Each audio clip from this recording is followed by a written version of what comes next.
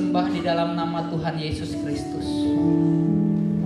Pada sore hari ini Tuhan, kami mengucap syukur atas segala kemurahan yang Tuhan berikan dalam kehidupan kami. Sehingga kami ada pada malam hari ini Tuhan, untuk memuji menyembah Tuhan. Satu karunia yang luar biasa yang Kau berikan kepada kami. Kami dipercayakan waktu untuk datang ke bait-Mu Tuhan. Maka dari itu Tuhan, urapi kami,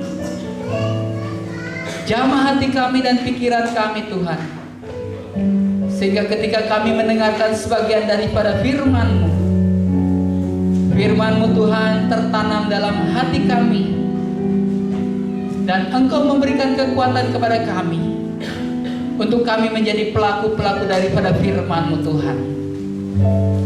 Terima kasih Bapa. Berbicaralah kepada kami ya Allah Roh Kudus.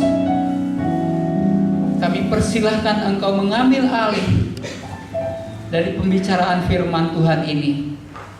Di dalam nama Tuhan Yesus, setiap daripada kuasa iblis, kuasa jahat, kami patahkan kuasanya di dalam nama Tuhan Yesus Kristus. Terima kasih Bapa. Kami mengucap syukur di dalam nama Tuhan Yesus. Yang diberkati katakan amin. Ya, silakan duduk.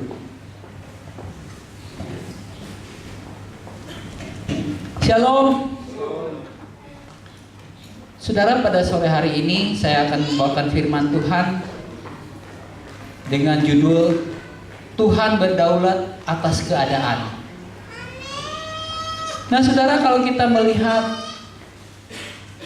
tentang keberadaan dunia ini, tentunya saudara, kita juga merasakan satu kekhawatiran. Ada khawatir-khawatir, ada ketakutan-ketakutan yang harus sebetulnya tidak usah ditakuti saudara. Karena hidup kita sebetulnya sudah di dalam tangan Tuhan. Kalau kita sudah berdoa kepada Tuhan, sudah menyerahkan diri kita kepada Tuhan, kenapa lagi kita harus mengalami ketakutan saudara? Nah itulah firman Tuhan yang dinyatakan dalam khotbah pada malam hari ini, untuk kita mempelajari dari sebagian firman Tuhan ini. Mari saudara, kita akan membaca firman Tuhan di dalam Markus pasal yang keempat. Markus pasal yang keempat, ayat yang ke-35 sampai yang ke-41 saudara. Ya. Markus pasal yang keempat, ayat yang ke-35 sampai yang ke-41. Kita akan berganti-gantian membacanya. Ya, baik. Saya ayat yang ke-35, kemudian Bapak Ibu Saudara sekalian ayat yang ke-36 sampai kita berhenti di ayat yang ke-41. Pada hari itu, waktu hari sudah petang, Yesus berkata kepada mereka, "Marilah kita bertolak ke seberang." Ayat yang ke-36, silakan. Mereka meninggalkan tempat itu lalu bertolak membawa Yesus beserta dengan mereka dalam perahu di mana Yesus telah duduk, dan perahu lain juga menyertai Dia. Ayat yang ke-37, lalu mengamuklah taupan yang sangat dahsyat dan ombak menyembur masuk ke dalam perahu sehingga perahu itu mulai penuh dengan air. Ayat yang ke-38, silakan. Pada waktu itu Yesus sedang tidur di buritan di sebuah tilam. Maka murid-muridnya membangunkan Dia dan berkata kepadanya, "Guru, engkau tidak peduli kalau kita binasa?" Ya, 39. Ia pun bangun menghardik angin itu dan berkata kepada daun-daun itu, "Diam, tenanglah."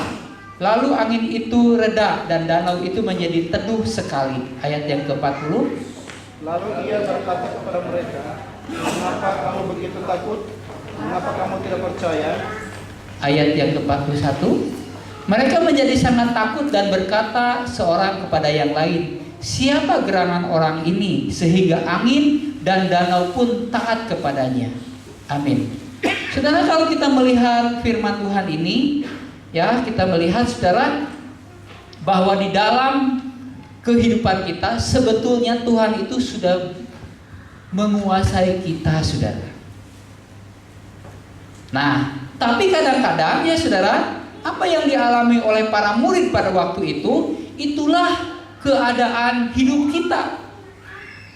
Kadang-kadang kita pun lupa saudara akan kebenaran-kebenaran firman Tuhan dalam hidup kita.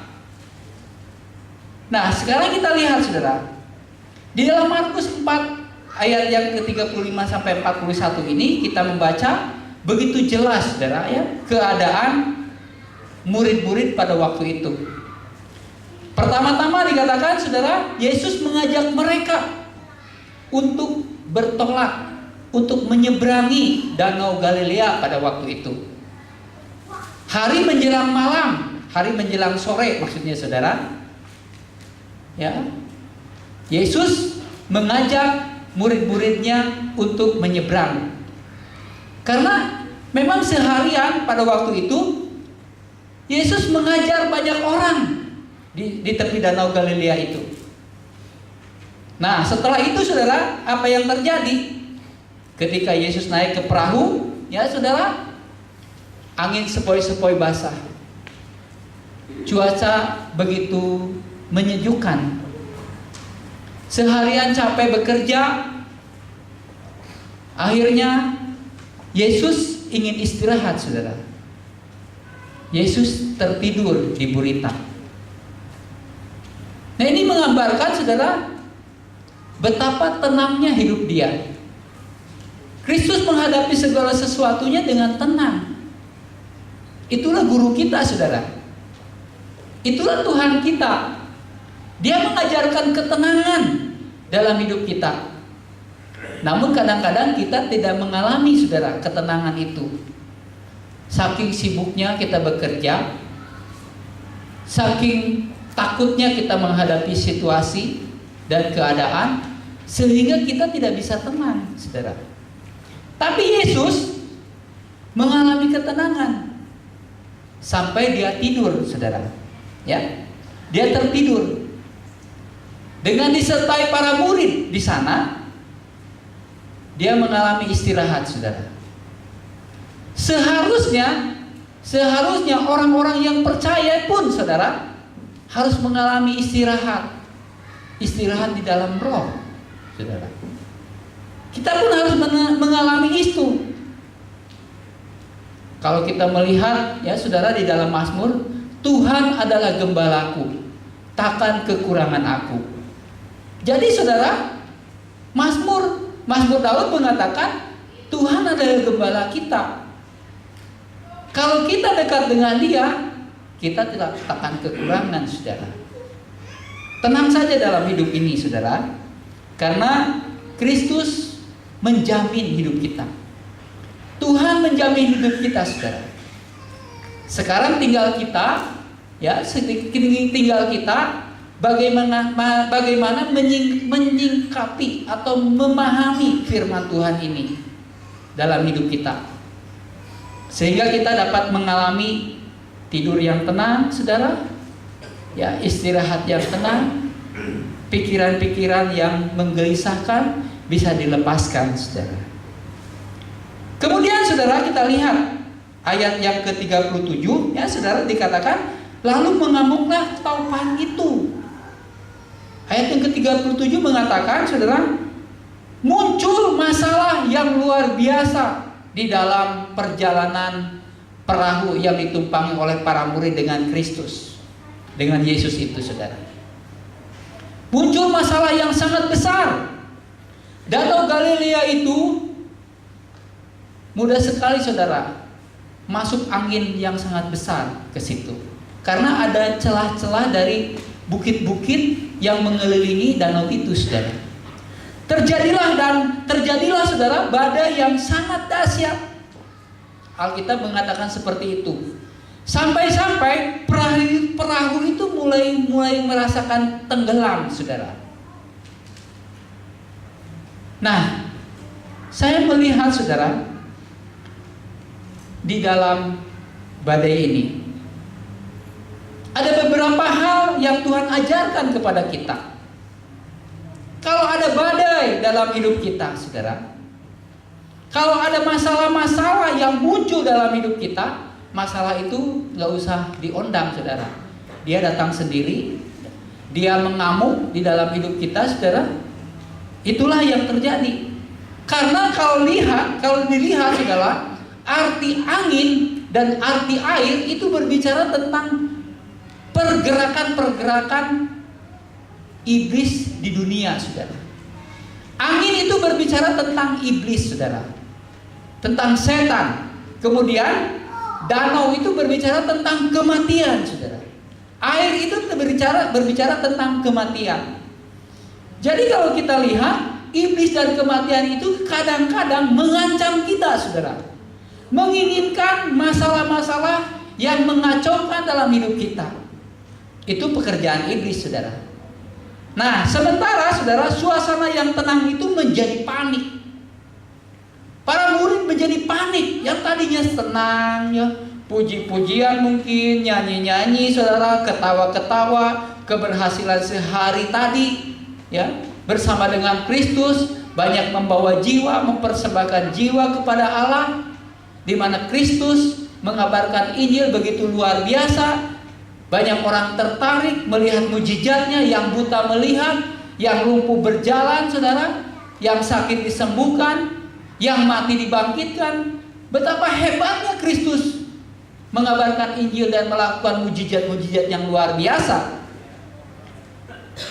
Tapi di dalam masa sukacita, di dalam masa suasana yang tenang begitu luar biasa, terjadi kekacauan, terjadi kepanikan yang luar biasa. Sampai para murid pada waktu itu berteriak-teriak. Karena apa, saudara? Perahunya mulai tenggelam. Kendaraan yang mereka tinggali mulai tenggelam. Siapa yang tidak takut kalau masalah seperti itu menimpa kita, saudara? Siapa yang tidak takut? Pasti kita takut, saudara. Pasti kita pun mengalami ketakutan seperti itu. Murid-murid marah kepada Kristus. Ya. Kenapa diam saja? Kami sudah pontang-panting. Kami sudah bekerja keras. Mungkin sebagian para murid sudah menimba air dari perahu itu untuk dikeluarkan. Tapi Yesus tenang-tenang saja tidur di gurita, saudara. Yesus tenang-tenang saja.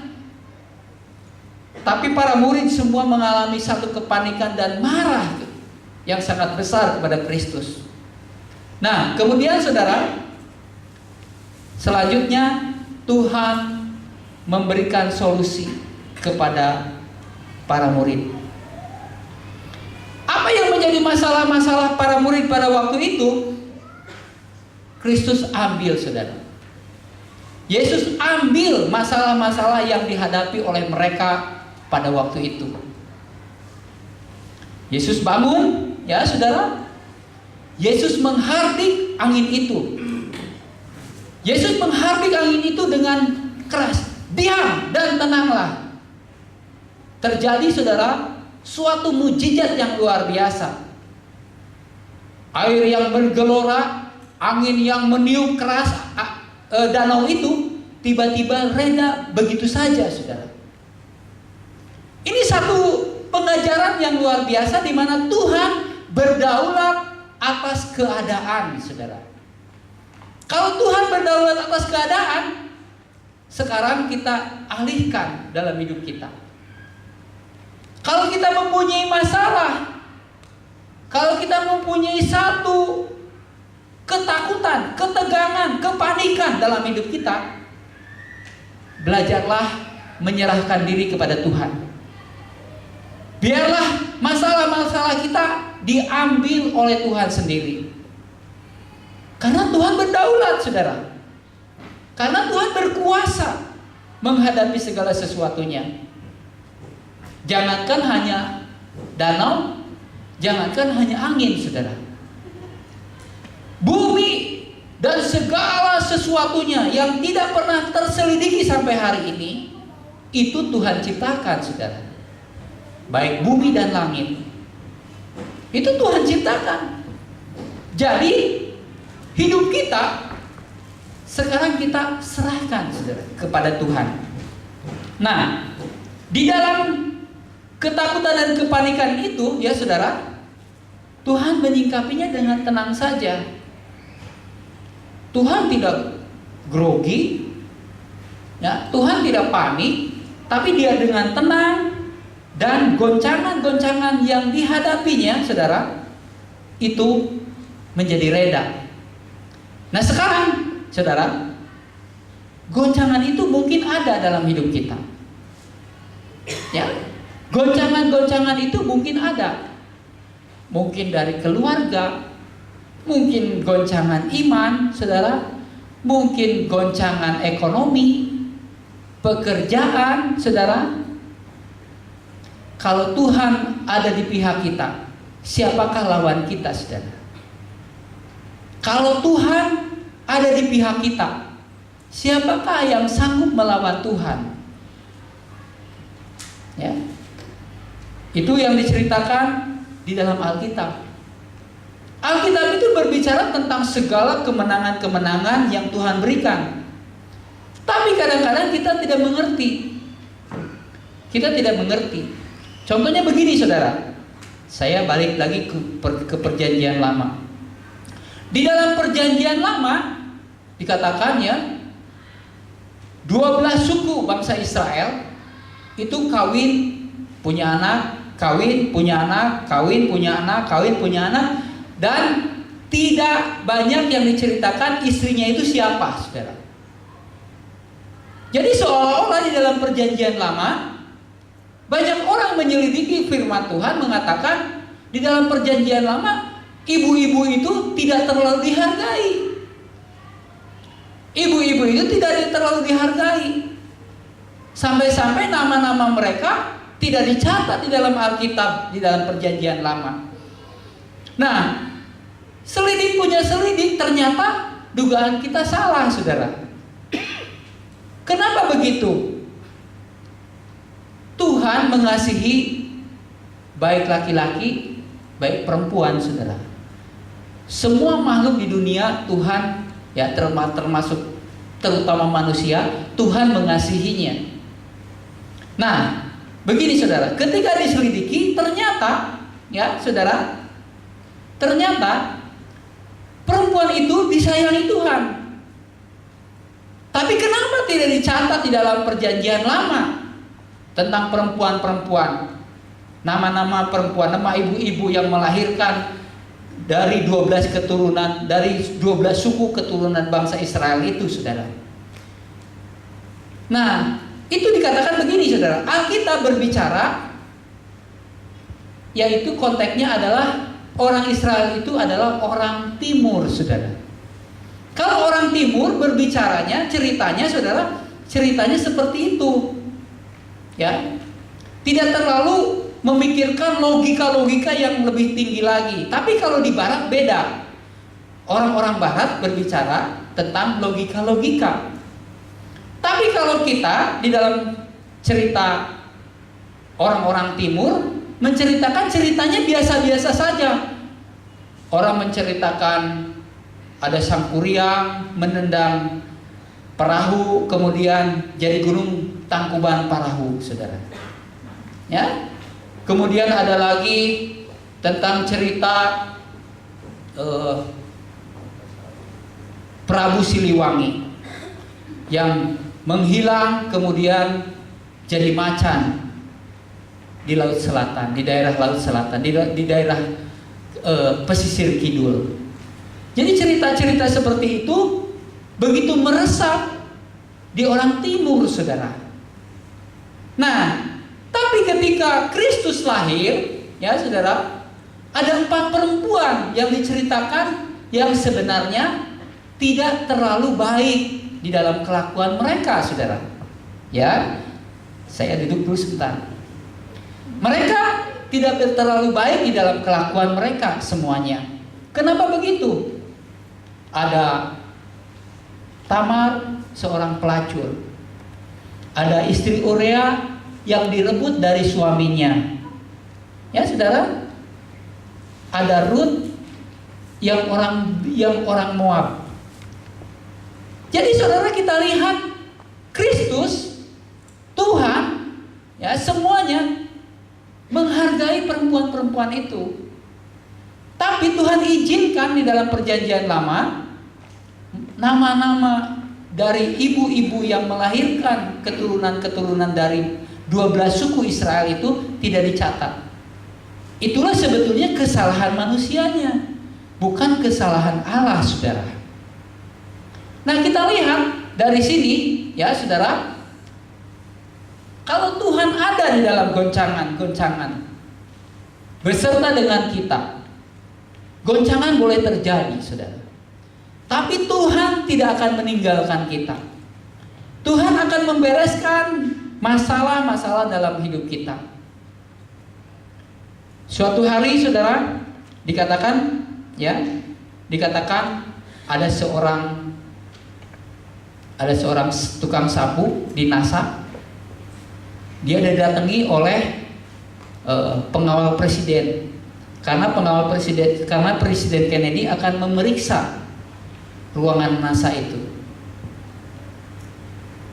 Kemudian pagi-pagi benar sebelum presiden turun, pengawalnya memeriksa dulu ruangan-ruangan NASA itu. Ketika itu ada seorang tukang sapu yang ada di ruangan NASA itu. Sang pengawal bertanya kepada tukang sapu itu, "Siapakah kau? Kenapa kau ada di sini?" Kemudian saudara, tukang sapu itu mengatakan begini, "Saya sedang membantu orang Amerika untuk terbang ke luar angkasa." Betapa banyaknya di antara kita, saudara, ya, tidak terlalu menghargai pekerjaan-pekerjaan kita. Seharusnya seorang salesman perumahan mengatakan, "Saya sedang," kalau ada yang bertanya kepada salesman itu, "Apa pekerjaan Anda?" "Saya sedang mewujudkan mimpi-mimpi dari Bapak dan ibu-ibu sekalian untuk mendapatkan istana-istana yang sedang diimpikan oleh Bapak dan Ibu." Harusnya kita mempunyai satu kebanggaan dari pekerjaan-pekerjaan kita, saudara. Di mana dikatakannya, saudara, Tuhan memberikan kepada kita pengertian-pengertian ini. Kalau seandainya nanti Aseng ada yang nanya, "Apa pekerjaannya?" "Saya hairdresser." Harusnya jangan ngomong hairdresser, Seng. Harusnya saya sedang mempercantik ibu-ibu dan memberikan kecakapan kepada bapak-bapak untuk menghadap Tuhan. Bukan menghadap Tuhan mati, saudara, bukan. Kan setiap hari kita itu harus menghadap Tuhan. Ya, jangan-jangan begini, saudara. Rambut lagi acak-acakan, pakai piyama, baru ingat Tuhan. Kalau sedang rapi, sudah di blow setengah jam sama Mbak Ella, kemudian gak ingat Tuhan, saudara. Ingatnya ke mall terus, ingatnya shopping terus, saudara. Harusnya bukan seperti itu. Jadi harus katakan sesuatu yang baik, sesuatu yang membangun, sesuatu yang membanggakan diri sendiri, saudara. Itulah keinginan Tuhan, saudara. Itulah keinginan Tuhan dalam hidup kita. Nah, waktu itu, ya saudara, ayat yang ke-41, saudara, ayat yang ke-41 mengatakan, "Siapa sebenarnya orang ini, sehingga angin dan danau pun taat kepadanya?" Para murid, mereka bertanya-tanya satu dengan yang lain, "Siapa Yesus ini? Siapa Yesus ini? Sampai danau dan angin pun tunduk taat kepadanya. Nah ini saudara, ini salah satu cerita bahwa para murid tidak mengenal kebenaran firman Tuhan. Para murid masih buta tentang kebenaran firman Tuhan. Banyak di antara kita pun tidak bangga menjadi orang Kristen.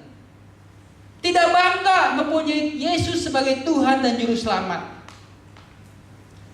Memang di dalam Alkitab Yesus itu dikatakan, Yohanes Pembaptis mengatakan, dialah anak domba Allah yang menghapus dosa dunia. Tapi Yesaya menceritakan kepada kita, saudara, dialah Bapa yang kekal, Allah yang perkasa, Raja damai. Jadi nabi-nabi yang zaman dahulu, saudara, menceritakan Tuhan adalah gembalaku, takkan kekurangan aku.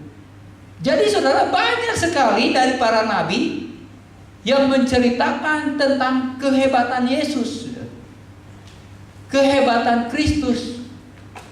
Nah, tapi banyak orang yang mengatakan, kenapa Allah harus menjadi manusia? Bukankah Allah itu sanggup di sorga menyelamatkan semua orang yang berdosa tanpa menjadi manusia?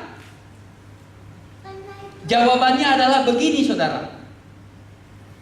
Yesus menjadi manusia untuk membawa manusia ke sorga bersama-sama dengan Dia. Yesus menjadi manusia, saudara, untuk menjadi korban semua dosa-dosa kita. Yesus menjadi manusia untuk membawa darahnya, ya, darahnya ke tahta Allah, saudara, ke tahta Allah. Untuk apa, saudara? Untuk mendamaikan Allah dengan manusia, manusia dengan Allah. Karena ketika manusia berdosa, manusia itu menjadi seteru Allah, menjadi musuh Allah. Alkitab mengatakan tidak ada sesuatu pun yang baik di dalam diri manusia. Tidak ada sesuatu pun yang baik di dalam diri manusia. Alkitab mengatakan begitu, saudara. Tetapi setelah manusia percaya kepada Kristus, manusia dipulihkan. Manusia mendapat anugerah yang luar biasa. Manusia menjadi ahli waris kerajaan sorga. Manusia dijadikan batu bangunan oleh Tuhan. Untuk apa, saudara? Untuk membangun Yerusalem baru, sorga yang turun di dalam dunia yang sudah kiamat pada waktu itu. Jadi akan ada bumi yang baru.